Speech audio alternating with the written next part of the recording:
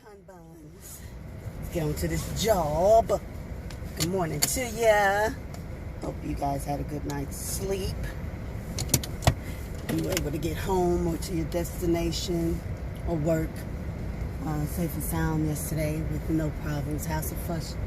No trouble, problems, house of fuss and misunderstandings. Sorry, y'all, I'm trying to back up. I pray that you guys had a blessed day, a good day, an awesome day. Beautiful day yesterday. Shucks. Me, myself, we got to get along to this job. And I kind of only did like a video going to the doctor's. But when I got out of the doctor's office, I was on the phone with my mom. And, you know, because the end of last year, my mom was diagnosed with stage 2 colon cancer, the early stage colon cancer. And she had to end up having part of her right side of her colon removed because she didn't want to have the risk of maybe coming back in that area when they went in. And she said that it was in the, I guess when you go get the colonoscopy, if they see any, what do they call? I want to say pods or nodules. I don't know the correct term for it. My mom said it yesterday to me. But it was, this cancer cells were inside of that. So they were saying that, you know, it was optional for her if she wanted to make sure that, you know, there wasn't spread of any or, you know, possibly could go back. So she did volunteer option to have part of her right side of her colon removed because she didn't want that to be worried about that in the future. So that was what she had earlier this year, and everything. And I had a video before, so I was kind of skirting around it, and I wasn't really talking about it when I was saying that, you know, is that sprinkles? Or did somebody, I don't know if it's sprinkles or if it's actually going to rain. I don't know. Don't make me laugh.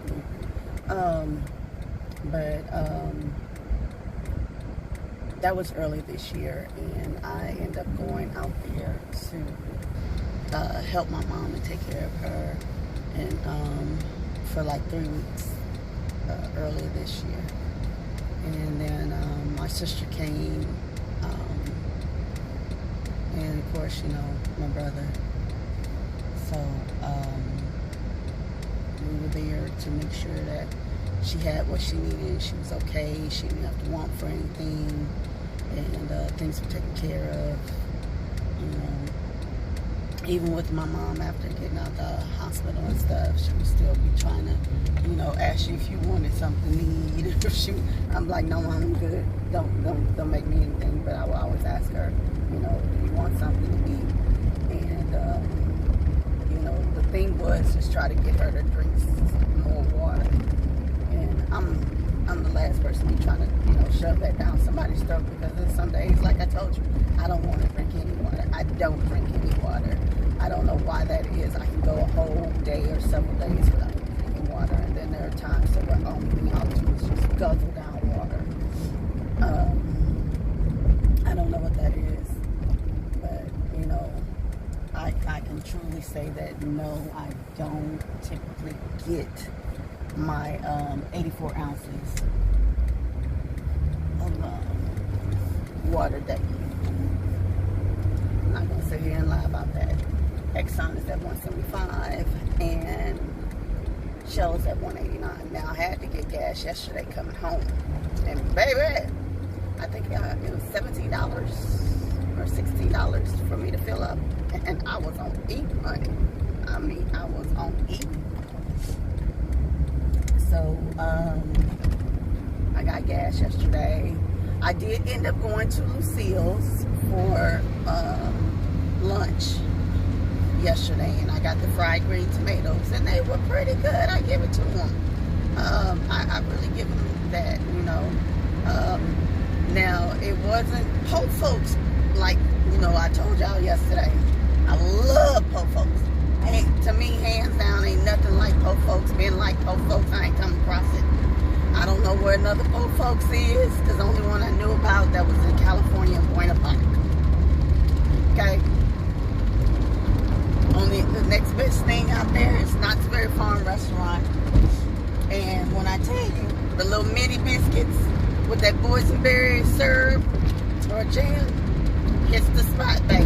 Hits the spot. I don't know what to tell you, but it will. If you haven't tried those. Now, Knott's Berry Farm Restaurant, to my understanding, is still there, but po' folks is not. And that was so disappointing when I found out that po' folks was no longer there. But I did try Lucille's fried green tomatoes, and they were good. I also got their watermelon salad.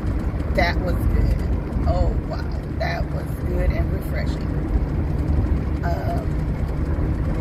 also got, I asked the server who was helping me when I came in to place my order to go, which would they recommend, the hot rolls or cornbread? And she said, well, I love the hot rolls. I said, okay, well, I'll take your recommendation. I was like, you know, I'll take the hot rolls. And they are fresh rolls, I kid you not. But to me, they are a little thick and dense for me. Because I was thinking, I don't know, I guess in my head, maybe that's why I'm thinking that way. It's because in my head, I thought it was going to be like a light, like yeast roll or something like that. And that was not the case. They have a little thickness to them. They're a little thick in a good way. You know, that's a good little, you know, good biscuit to where you can sit up there and put your jam, cream cheese, butter, you know, marmalade. That's that type of roll. It's a, well, I don't know why they call them hot rolls, because it's more like a biscuit to me. That's what I should say. It was more like a biscuit to me instead of a roll.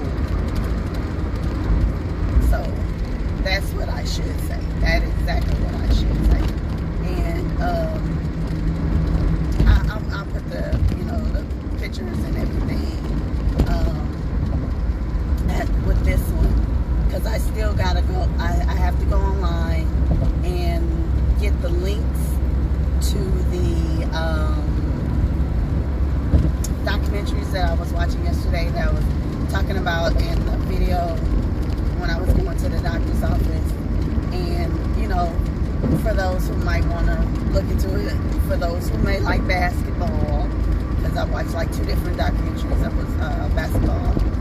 And I watched one that was about a prince that was enslaved, I think, for almost 40 years. Even after the fact that his owner, like there was a guy, a man he came across who was a doctor who visited his country when he was a younger boy, and he recognized him, and the doctor recognized the prince, and so he went to the owner who bought the prince and asked him, can you please sell me him? You know, I will buy his, you know, his freedom. And Mr. Foster was the owner of the prince of, I forgot the name of it, is of his country that's in Africa, but it's not far from Timbuktu. And Mr. Foster told the doctor no, continuously told him no. And so when the doctor died, his son took up the tribute of continuing to ask, and Mr. Foster said no. But when the prince was about 60 years old and basically was really no more of value to the Foster's plantation, because he helped Mr. Foster set up his livelihood, not only to be able to buy more slaves, but for the fact that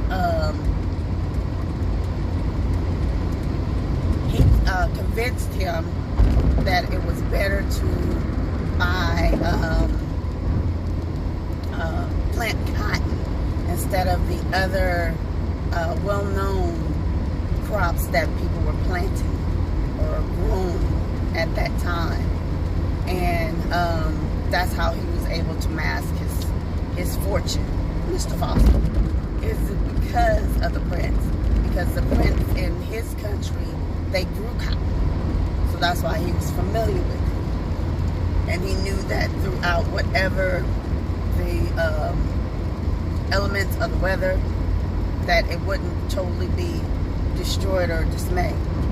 Because, you know, it's only within certain times that the cotton blooms and all that, right?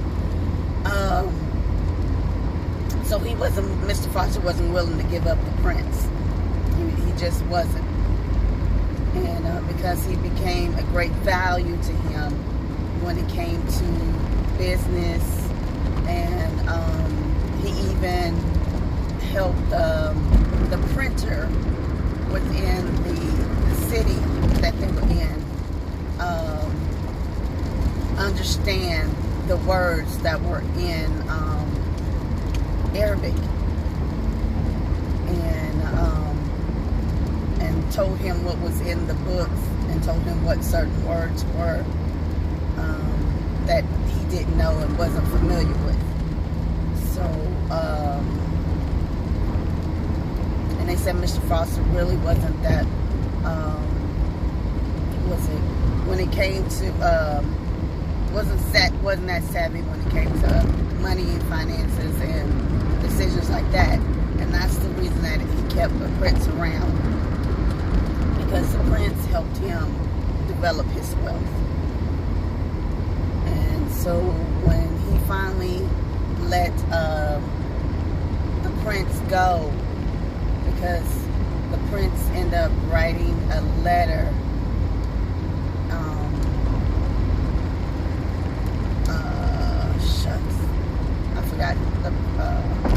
no, it wasn't Adams. It wasn't President Adams. It was President, I want to say, don't make me lie to you. Don't make me lie to you. I'll put the link in this video too, besides the one that's in the video yesterday for when I was going to the doctor's office. But he originally wanted the president, and I don't think it was Adams. You know, explaining his situation and where he was, and the Secretary of State, I think, asked for him to be released, and because they had their ally country was Morocco at the time, and they mistaken him as being a Moor. So Morocco, they said Morocco never corrected the prince's background. They left it as was, as being a Moorish man.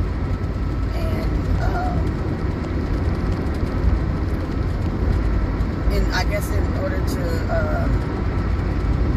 make sure that he was able to be free and come and leave the country and not be enslaved any longer. And Mr. Foster said that yes, he would let him go, but he could not stay in the States as a free man. He had to leave the country. But the prince was able to sit up there and make sure that his wife was included in his freedom. His children were not. Mr. Foster was not willing to let his children or grandchildren be free as well. He was only willing to let the prince and his wife go ahead and be free. So they went on a campaign once they left the Foster's plantation. They went on a campaign up north, trying to raise the funds in order to buy their children and grandchildren's freedom.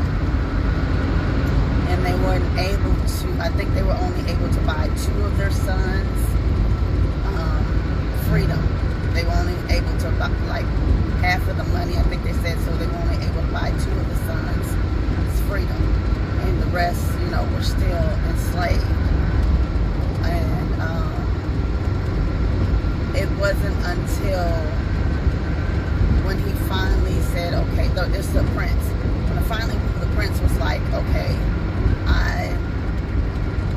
it's time for us to go home. We've done all that we can. And even though his wife was heartbroken, and he was too, they went ahead and got on the ship to go to Morocco.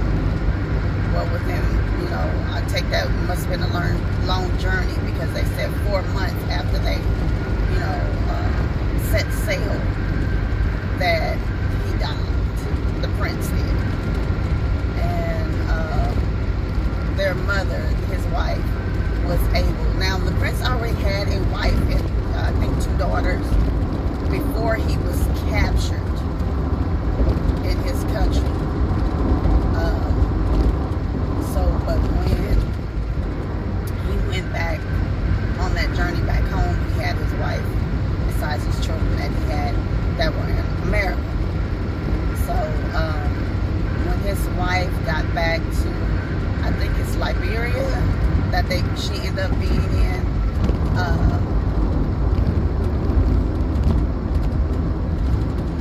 her other children, she was sent for her other children and grandchildren.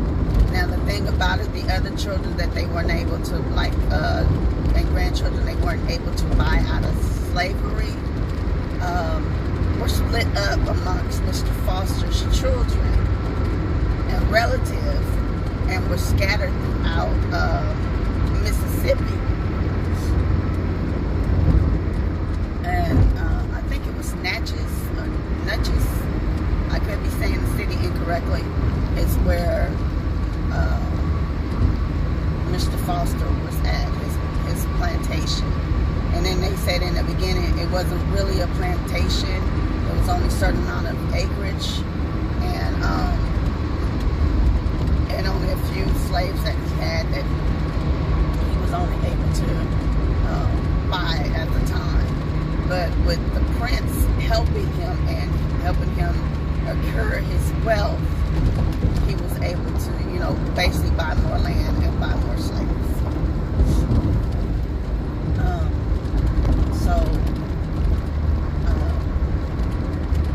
With that, it was years later, I think they say years later, even the relatives that are still here now would come together as a reunion in Mississippi.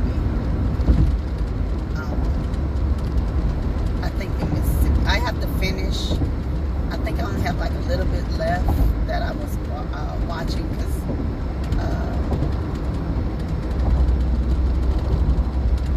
I think I have like another 10-15 minutes, something like that, left of it, to where they were talking about how the relatives were coming together.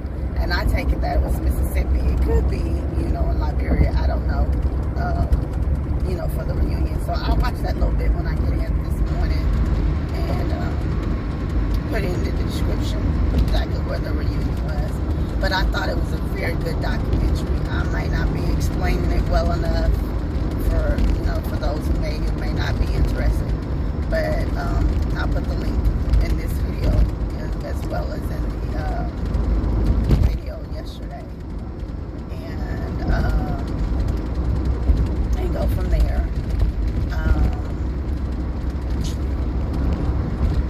And there was another one I watched.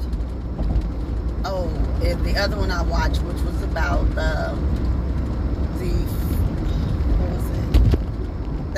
I think it was called Rolling, and it was about the fall of the auto industry, meaning when the drug epidemic took place in the 80s and the 90s. The people who worked at the auto plants, the automobile plants in Detroit, and I think Flint, a lot of them fell victims to the drug epidemic. And like while they were working there, and then after the plant shut down, they had a lot of people. They were basically saying how the drug epidemic, was going on at the time of the height of the automobile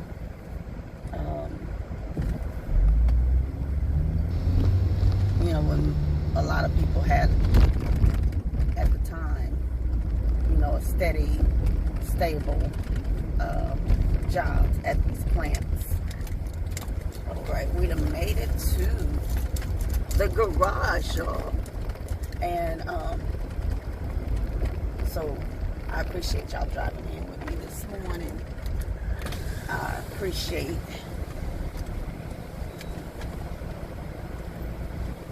y'all taking the drive with me this morning. Like I said, the commute. I pray that you guys get home to work or your destination preferably in one piece. No problem, no trouble, hassle, problems, no misunderstandings. And you have a good day, a great day, an awesome day, a blessed day. And, you know, most of all, just try to be respectful toward each other. Like I said, I know people can try your patience, baby. They can try them and try to sit there and just ruin all the little nerve cells you got. But try not to let them do it, honey. Do the best you can. I understand they'll try you, but do the best you can. And be respectful to each other. All right, y'all, let me go on and get in this job.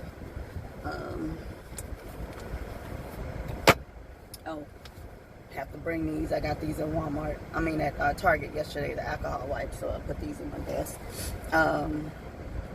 Well, y'all just come on with me here. And that's the best I can say for right now. Because I'm still running my mouth and still telling y'all bye. So,